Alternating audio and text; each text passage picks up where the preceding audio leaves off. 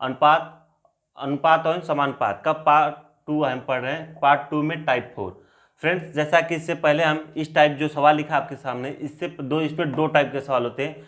कल के वीडियो में इससे पहले हम पढ़ चुके हैं, आज दूसरे टाइप का सवाल जो पढ़ रहे हैं। देखिए, 378 सिक्कों के ढेर में 1 रुपये 50 पैसे तथा 25 पैसे के सिक्के हैं, जिनका मान 13 संबंधे 11 संबंधे 7 के अनुपात में है, तो 50 पैसे के सिक्कों की संख्या बताइए। देखिए, सवाल को अच्छी तरह समझ लीजिए। 378 सिक्के हैं, सिक्के की जो संख्या दिया 378, इसमें 1 रुपये के सिक्के हैं, 50 पैसे के सिक्के हैं और 25 पैसे के सिक्के हैं। इनका जो अनुपात दिया 1 रुपये के सिक्के 13 हैं, 50 पैसे के सिक्के का जो अनुपात है 11, 25 पैसे के सिक्के का जो अनुपात है 7। तो इसमें पूछ रहा है 50 पैसे के सिक्कों की संख्या ज्ञात कीजिए। तो देखिए, इसको कैसे लगाते हैं इस टाइप सवाल को। देखिए, सोल्यूशन करते हैं। 1 रुपये 50 पैसे 25 पैसे, तो इसको सबको पहले हम रुपये में बदलते हैं। 1 रुपये को बदलेंगे तो 1 रुपया ही आएगा, 50 पैसे को बदलेंगे तो 1/2 लिख सकते हैं, 25 पैसे को बदलेंगे तो 1/4। अब इसका काम खत्म हो गया। सबको पहले हम, सबसे पहला काम इसको हम रुपये में बदल लेते हैं, ठीक। इसके बाद हम क्या करेंगे, 1/4। इसके बाद जो अनुपात है लिखेंगे, 1 रुपये कितना अनुपात है 13, 50 पैसे कितने अनुपात है 11, 25 पैसे कितने अनुपात है 7। अब देखिए, 1 रुपये में 13 सिक्के, तो इसका मतलब 13 से 13 रुपये होगा। अब देखिए, जो प्लस 50 पैसे के 11 सिक्के, तो इसको क्या लिख सकते हैं, अगर रुपये में बदलेंगे तो कितने होगा। अगर 1 रुपये में कितने सिक्के, 2 सिक्के, 50 पैसे के अगर 2 सिक्का रहेगा तभी तो 1 रुपया होगा। तो 1 रुपये में 2 सिक्के, तो 11 दूना के 22। अब देखिए, 25 पैसे के 4 सिक्के होंगे तब जाके रुपया बदलेगा। अब 1 रुपये में 25 पैसे के 4 सिक्के होंगे तो 4 × 7, मतलब 7 को 28। ये हो गया हमारा, सबको रुपये में हम बदल दिए। यही दिया है हमारा कितना, 378 के, यही जो दिया है 378 के दिया है। फ्रेंड देखो, इसको समझने में थोड़ा सा दिक्कत होगी, यही समझना मेन पॉइंट है, यही जो हमारा मेन पॉइंट है। देखिए, 1 रुपये में 1 सिक्के रहेगा तो 13 रुपये के 13 सिक्के। अब देखिए, 50 पैसे के 2 सिक्के रहेंगे तब जाके 1 रुपया होता है, तो 50 पैसे के 2 सिक्के तो 11 के अनुपात में, तब 2 × 11 अर्थात 22। 25 पैसे के 4 सिक्के होते हैं तब जाके 1 रुपया होता है, तो 25 में 4 सिक्के होते हैं 25 पैसे के, तो 4 × 7 अर्थात 28। अब देखिए, टोटल जो बन गया रुपया में हमको बन गया, जो सिक्के हैं पूरे रुपये में आ गए। यही जो पूरा टोटल दिया 378 के दिया। अब सबको हम जोड़ लेते हैं, 8 2 10 3 13, 2 2 4 1 5 1 6, 63 बराबर 378 के। तो इसको काटते हैं, 1 बराबर 6 बार में कटेगा, 6 3 18, 6 1 36 + 1 35, 1 बराबर कितना आ गया 6। तो पूछ रहा है किसका, अब यहाँ 1 का मान हमको निकल गया। अब पूछ रहा है किसका, 50 पैसे के सिक्कों की संख्या कितना है। तो 50 पैसे का जो अनुपात कितना यहाँ दिया है 22, तो 22 × 6 अर्थात 6 दूना के 12, 6 दूना 12 के 13, 132 सिक्के होंगे 22 रुपये के। अगर ये पूछ देता 1 रुपये कितने होंगे, तो 13 यहाँ से निकालते हैं, 13 × 6, 6 दूना 6 3 18, 6 कम 6 1 7 78। अगर यही पूछता 25 पैसे के, तो यहाँ से लिख सकते हैं 28 × 6। हमको जो पूछ रहा है 50 पैसे के, तो 50 पैसे कितने सिक्के होंगे 132 सिक्के होंगे। नेक्स्ट सवाल, का अनुपात 3 संबंधे 2 संबंधे 5 है, तो उनके वर्गों का योग 1862 है, रुपया है, तो सबसे छोटी संख्या ज्ञात कीजिए। रुपया नहीं, 1862 है तो सबसे छोटी संख्या ज्ञात कीजिए। फ्रेंड्स देखिए, सवाल में क्या है, मेन पॉइंट जो समझिए, 3 संख्याओं का अनुपात ये दे दिया है और उनके वर्गों का, ये देखिए मुख्य पॉइंट है सवाल का। जो सवाल का जो मेन क्लू पकड़ लेंगे, आधा सवाल ऐसे सॉल्व। जो उनके वर्गों का योग कितना है 1862 है, तो छोटी संख्या ज्ञात कीजिए। देखिए, अनुपात क्या दिया है 3 संबंधे 2 संबंधे 5, 3 के वर्गों का जो पूछ रहा है। वर्ग मतलब, अब देखिए किसी चीज का वर्ग करते हैं, ये चर है तो अचर लगा के साथ में करते हैं, तो इसको क्या लिखते हैं 3x² + 2x² + 5x²। यही जो अनुपात बराबर दिया है कितना के 1862 के दिया है। अब इसको हम सॉल्व कर लेते हैं, कितना होगा 9x² + 4x² + 25x² = 1862। अब इसको हम जोड़ लेते हैं, कितना होगा 25 4 29 और 9 38, x² = 1862।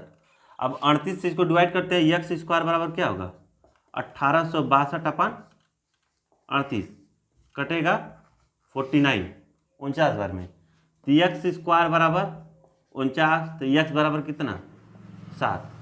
यह का मान हमारे पास आ गया 7। अब इसको पूछ रहा है तो सबसे छोटी संख्या क्या है, इसमें जो सबसे छोटी संख्या वहाँ यक्स का मान रख देंगे हमको मिल जाएगा। तो यहाँ होगा क्या, सबसे छोटी यहाँ 3x है, यहाँ 2x है, यहाँ 5x है, सबसे छोटी संख्या क्या है 2x, तो 2 इंटू एक्स की जगह 7 अर्थात 40 कितना आ गया, सबसे छोटी संख्या 14, ऑप्शन सी सही है। अगर यही सबसे बड़ी संख्या पूछता तो 5x से मल्टीप्लाई करते हैं। तो यहाँ x का मान लिख दिया, अब सवाल में छोटी पूछे तो मान ज्ञात कर सकते हैं, सवाल में बड़ी पूछे तो मान ज्ञात कर सकते हैं।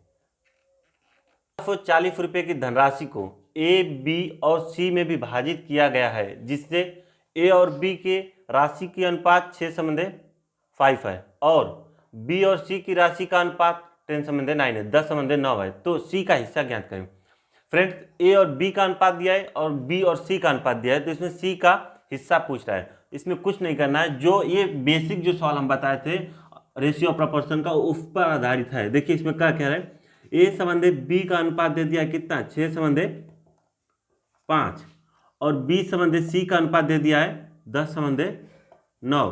तो यहाँ से हम निकाल सकते हैं ए संबंधे बी संबंधे सी का मान। करते क्या है, पहले का सीधे सीधे मल्टीप्लाई, लास्ट वाले का सीधे सीधे मल्टीप्लाई, बीच वाले का तिर्यक में। 10 का 6 में गुणा करेंगे 60 बार, 7 होगा। 10 में 50 का करेंगे, 5 का करेंगे 50 और 9 × 5 = 45। इसको काट देते हैं, कितना कटेगा 9। अब देखिए ये जो टोटल इन सबका अनुपात हमको मिल गया। तब यहाँ क्या कर रहा है, तीनों की जो विभाजित किया जाता है, मतलब ए संबंधे बी ए प्लस बी प्लस सी, जो इनका मान है 12 + 10 + 9 बराबर ये ही टोटल धनराशि को दिया है कितना 1240 रुपये के दिया है। ये जो इनका अनुपात है ये टोटल राशि है। अब इसको हम ऐड करके इसमें डिवाइड कर देंगे तो कितना होगा 12 × 10 = 22 और 9 = 31 बराबर 1240 के। यहाँ 1 बराबर कितना आ जाएगा 40 बार, 1 बराबर 40, 1 का मान हमको 40 निकल गया। तब पूछ रहा है सी का हिस्सा बताइए, सी का कितना हिस्सा है, का जो अनुपात है 9, तो सी बराबर कितना हो जाएगा, सी का यहाँ से अगर हम हिस्सा लिखा लें सी बराबर 9 × 40 अर्थात 9 चौको 36, 360 रुपया। सी का जो हिस्सा कितना आ गया 360 रुपये, यही मेरा आंसर है। अब देखिए अगर यहाँ से पूछता है बी का हिस्सा बताइए तो बी के अनुपात में 40 का गुणा कर देंगे, ए का हिस्सा बताइए तो ए के अनुपात में 40 का मल्टीप्लाई कर देते, वो निकल जाता है। सी का हिस्सा कितना है 360 रुपया, ये मेरा आंसर है। सवाल है यदि ए संबंधे बी बराबर 2/9 संबंधे 1/3, बी संबंधे सी बराबर 2/7 संबंधे 4 5/14 और डी संबंधे सी बराबर 7/10 संबंधे 3/5 हो तो ए बी सी, ए संबंधे बी संबंधे सी संबंधे डी का मान ज्ञात कीजिए। फ्रेंड्स देखिए पहले दो चीज में देखना है, ये जो अनुपात है अपान में दिया और दूसरी चीज यहाँ जो सवाल में दिया है डी संबंधे सी दिया, यहाँ होना चाहिए सी संबंधे डी, ये पॉइंट है, इसको ध्यान में देना तो आंसर हमारा गलत सोचा है। पहले दिया होता क्या है ए संबंधे बी बराबर 2 संबंधे 3, ये नॉर्मल चीज है, लेकिन इसी को इस टाइप बदल दिया है तो हमको इसको नॉर्मल में बदलना पड़ेगा। तो इसमें हम करते हैं सोल्यूशन निकालते हैं, ए संबंधे बी बराबर 2/9 संबंधे 1/3, 2/9 संबंधे 1/3। अब देखिए पहले हम एक चीज को नॉर्मल बदलते हैं, उसके बाद हम अगला को देखते हैं। फ्रेंड इसमें हम करते क्या है, कुछ नहीं करते, जो सिंपल से काम बस वो कर। देखिए जो एलसीएम है, जो हर है, हर को हम बस समान कर दें, किसी तरह हर को हम समान कर दें। देखिए 2/9 है तो इसको भी हम हर में क्या कर दें 9 ला दें, तो इसमें हर 9 लाने के लिए क्या करेंगे 3 से मल्टीप्लाई नीचे करेंगे तो 3 से मल्टीप्लाई ऊपर भी हमको करना पड़ेगा। तो क्या हो जाएगा 2/9 संबंधे 3/9 हो गया। अब ये जो हर है नीचे समान हो गया तो इसका मतलब खत्म, अर्थात इसका मान कितना आ गया 2 संबंधे 3। देखिए ए संबंधे बी बराबर क्या आ गया 2 संबंधे 3 आ गया। इसी तरह अगले करेंगे बी संबंधे सी बराबर दिया है 2/7 संबंधे 5/14।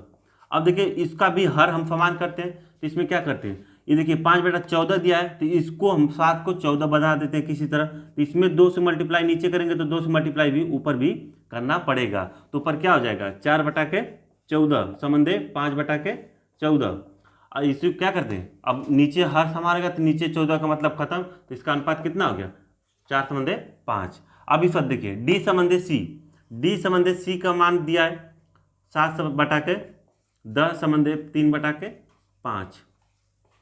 अब देखिए इसको भी हम क्या करते हैं, जो इसका हर है उसको हम समान कर देते हैं। तो इसमें 2 से मल्टीप्लाई कर देंगे, ऊपर भी 2 से मल्टीप्लाई कर देंगे, ऊपर नीचे दोनों सेम करना पड़ता है। तो देखिए क्या हो जाएगा 7/10 इंटू 6/10।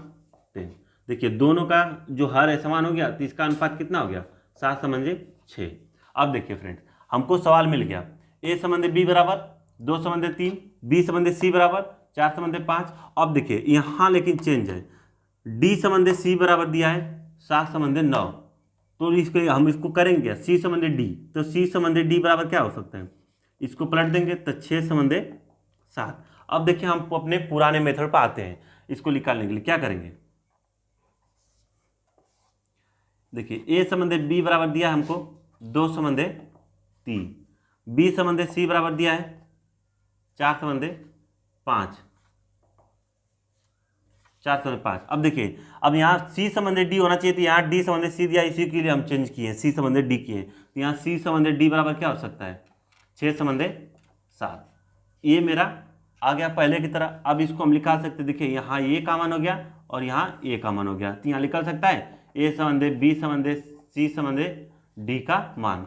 कैसे निकालते हैं, फर्स्ट वाले को ए का मान के लिए सीधा मल्टीप्लाई करते हैं, डी का मान के लिए सीधा मल्टीप्लाई करते हैं, और जो बी का मान होता है पहले इसका मल्टीप्लाई इसमें फिर इसका मल्टीप्लाई इसमें, और जो सी का मान निकालने के इसका पहले इसका मल्टीप्लाई इसमें फिर इसका मल्टीप्लाई इसमें। यही डायग्राम हम आपको बताए थे। तो देखिए अब इसको सॉल्व करते हैं, 6 को 24 दूना के 48। देखिए एक फ्रेंड और, इसको पूरा मत करिए, 6 को 24, 24 या 48। देखिए अब देखिए ठीक है संबंध है 6 को 24 दिया, तो इसको बस 24 इंटू 3 हम लिख सकते हैं कि नहीं लिख सकते। अगर हम पूरा अगर ऐसे लिखें तो हमको कुछ ना कुछ कॉमन मिल जाएगा जिसको हमारा काटने में आसानी होगा, इसलिए 24 इंटू 3 लिख रहे हैं। अब देखिए 6 5 30, 30 इंटू 3 समझे, 7 5 35, 35 इंटू 3।